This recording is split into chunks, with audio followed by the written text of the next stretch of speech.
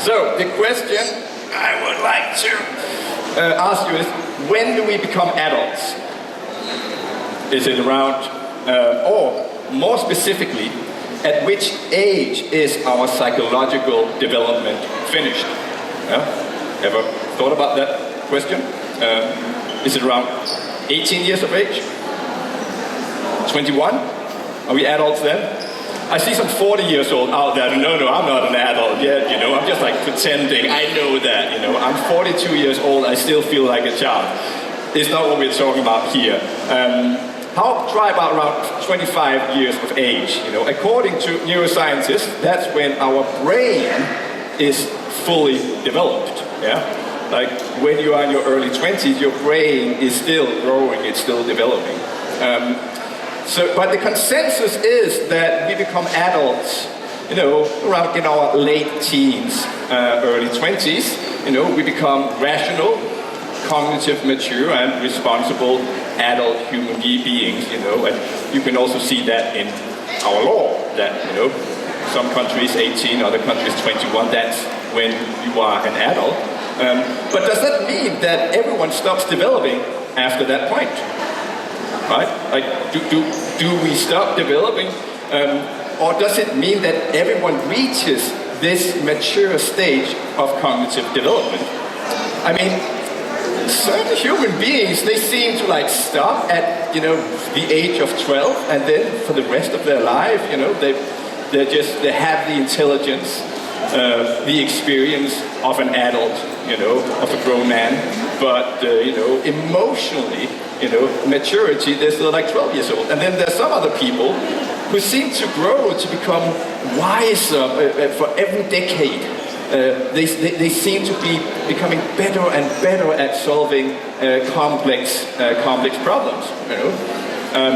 You agree with me? The consensus that we are done developing, at the age of 18 to 21, it doesn't seem to hold true. However, it's not just about intelligence or knowledge. Because I learned something, every year. But most people, they actually stop growing in terms of what I would call horizontal growth or vertical growth. They will increase horizontal. What I mean with that is they will get more knowledge, more experience. But they will still remain to be at the same, maturity level as when they were in their early 20s. But there is a field of, no, I can't read my notes. That's what I want to say this. Yes, adult development. I teach social theory, and among that psychology and adult development. And it's a field of psychology that has to do with the fact that some adults, not all adults, some adults can actually develop through clearly discernible stages throughout their life. So this is the place where I can start talking about a lot of old dead white guys. And you know what? I'm not going to do that. I'm just going to tell you that they exist. We have Erik Erikson, Lawrence Kohlberg, blah, blah, blah, blah, blah, blah, blah, blah, blah. We also have some that haven't died yet, and if you join one of my courses, I can teach you all about it, but we don't have the time here. He's not dead, he's not dead, he's not dead.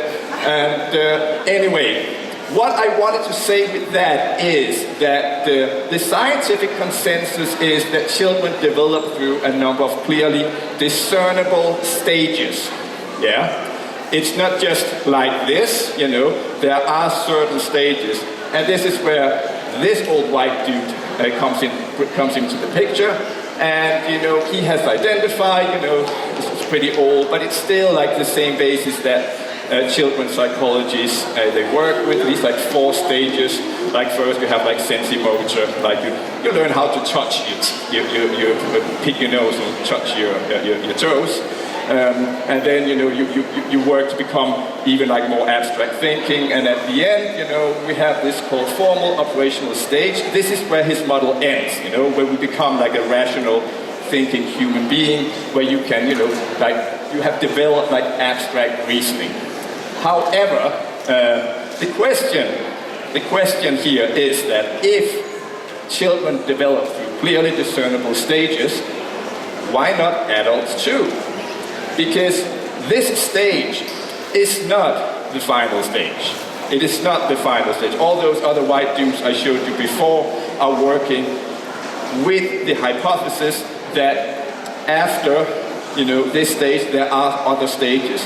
For some, we don't all develop. Some of us stagnate, at the ripe age of 21, and we get busy with life, and we don't, busy paying mortgages, going to work, and we kind of stagnate. This is the Flynn effect.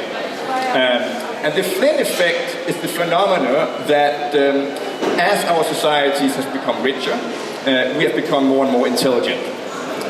And it's the same, with psychological development. Because our societies, we get better education, better food, and so on, people become smarter and smarter.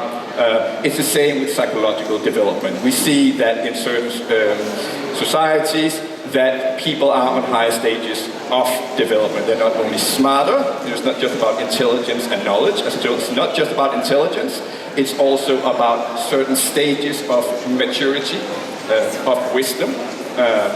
But money isn't everything. It's not the same that you can just make a society rich and then people will automatically mature. I mean, there are certain societies, very rich societies. I'm not going to point fingers at that. Like, it doesn't necessarily translate into maturity. But on this earth, there are certain societies that manage to cater to the higher emotional needs of human beings. And through that, we get citizens who are kinder, who have higher levels of empathy, who in turn create social structures that, in my opinion, are much more benevolent than that or that. All right. So, we have gone from this to this. And what it's about is, of course, progress. But it's not just about technological progress. It's not just about progress in terms of wealth. It's just as much about social structures that cater to human beings' emotional needs. Because that kind of progress, without higher levels of emotional maturity, without higher levels of empathy, can very quickly turn into that. And we all know how that story ends. So, let us redefine the term progress. Not only in terms of new machines and gadgets and wealth. I mean, I don't know, in Germany, like the GDP has doubled within the last 30 years or something like that. Generally, like in Western Europe, have we become happier? And no, I'm not asking your gut feel. Scientifically, happiness research, it's a thing, and no, happiness stagnated in the 70s. So our GDPs have doubled since the 70s. We have all these nice devices that are driving us nuts, in my opinion, but we're not happier, right? So let us redefine the term progress so that it not only has to do with the exterior material dimensions of life, but also the inner emotional aspects of life. And that is what this book is about. Am I going to tell you how? No, go read the book. Hanzi tells you all about it here. However, I just want to ask you a few questions before we end. And that is, what is psychological development? AKA personal growth. All right, we want to grow, but what is it? Or what is societal development? What is progress? And how are these two things inescapably intertwined? You know that? Read this book, because I'm not going to tell you here. But I want to tell you something, that is that if we are to grow the fuck up, and frankly, I think we are, we need to grow up. We need to know what growth is. We need to know the mechanisms behind psychological development, societal development. We need to know what's under the hood. And hopefully, if you read this book, you will have a better idea about what psychological development is, how it works, the science behind it, and how it interlinks, with societal development. Thank you very much for having me here. I am open for questions now.